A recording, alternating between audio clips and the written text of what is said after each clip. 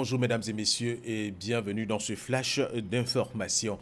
Ce samedi 18 février, la Gambie célèbre le 52e anniversaire de son indépendance. Une cérémonie officielle et populaire. Elle a lieu en présence de plusieurs chefs d'État, dont le président ivoirien Alassane Ouattara. Le chef de l'État ivoirien a donc quitté Abidjan ce matin pour Banjul pour prendre part à la célébration de la fête nationale de la République de Gambie et à l'investiture du président élu Adama Barrow qui officiellement prend ses fonctions. Les travaux de réhabilitation de la route PK109-Gagnoa et de réalisation de la nouvelle route d'Ivo-Yokobwe sur la côtière ont été lancés hier vendredi par le Premier ministre Amadou Gon Coulibaly à Divo. La BAD a organisé jeudi son traditionnel déjeuner avec les ambassadeurs accrédités en Côte d'Ivoire. Lors de ce déjeuner, le président de la BAD, Akiwumi Adesina, a fait le point des priorités de l'institution durant l'année écoulée et a présenté les perspectives pour 2017. Et cette information, la Fédération nationale des sociétés coopératives de vivriers de Côte d'Ivoire vient de recevoir des bailleurs de fonds italiens. Ils vont contribuer à la mécanisation de l'agriculture ivoirienne afin de résoudre la problématique de la sécurité alimentaire. La Fédération nationale des sociétés coopératives de vivriers de Côte d'Ivoire dit oui à la mécanisation de l'agriculture. Elle a l'appui des bailleurs de fonds italiens venus financer le projet à hauteur de 295 millions de francs CFA. C'est un projet qui changera beaucoup de choses. Nous avons demandé à tous les agriculteurs de faire performance. On a besoin de protocoles d'accord pour créer le calendrier de financement. C'est une région qui est à l'intérieur de l'Italie.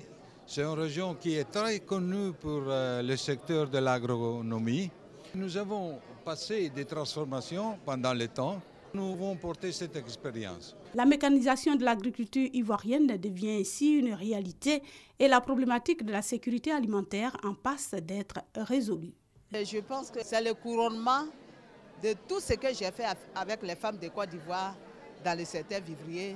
Ces bailleurs, ces techniciens, ces formateurs, ces machines modèles pour vraiment moderniser l'agriculture vivrière en Côte d'Ivoire. Tout est OK. La mise en œuvre du projet débute à la fin du mois de février sur 50 000 hectares de terres cultivables recensées dans les différentes régions du pays. Un reportage de Perpétuement et Justine Sey Djiké. Près de 500 migrants forcés hier vendredi la frontière entre l'Espagne et le Maroc à Ceuta au moment où Rabat menace de ne plus contrôler les flux migratoires si un différend agricole avec l'Union européenne n'est pas réglé.